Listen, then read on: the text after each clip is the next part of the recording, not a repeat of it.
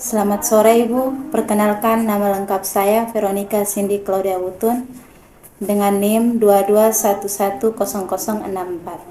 Saya akan mempresentasikan hasil ringkasan saya, analisis proses bisnis. Yang pertama, pengenalan bisnis proses. Definisi bisnis proses.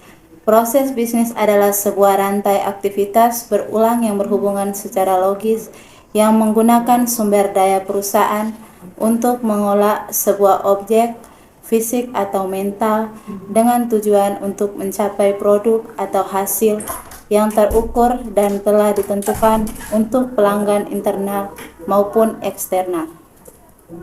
Yang kedua, klasifikasi proses bisnis menurut TOP.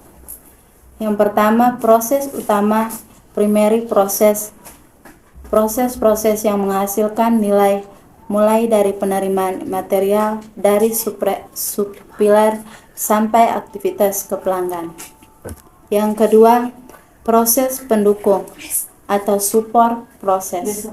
Proses-proses yang tidak langsung menghasilkan nilai tetapi diperlukan untuk mendukung proses utama, meliputi aktivitas finansial dan manajemen personalia.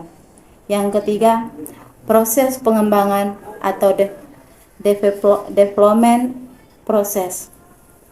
Proses-proses untuk meningkatkan kinerja rantai nilai dengan proses utama dan pendukung. Misalnya,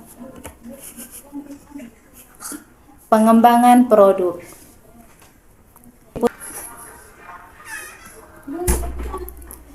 Komponen proses bisnis. Komponen utama proses bisnis: 1. Tujuan yang jelas.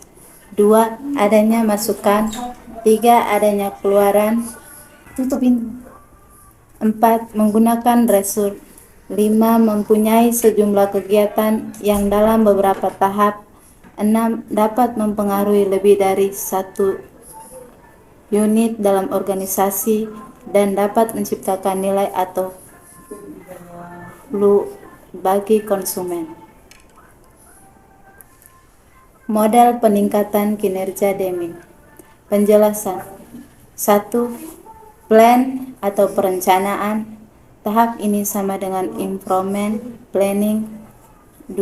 Do atau pelaksanaan. 3. Cek atau pemeriksaan. Tahap ini sama dengan performance evaluation. 4. Acts atau tindakan.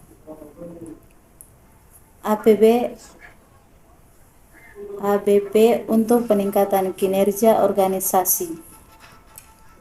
Pengukuran kinerja. Pengukuran kinerja didefinisikan sebagai proses untuk mengkuantifikasikan efisiensi dan efektivitas dari suatu tindakan yang telah dilakukan.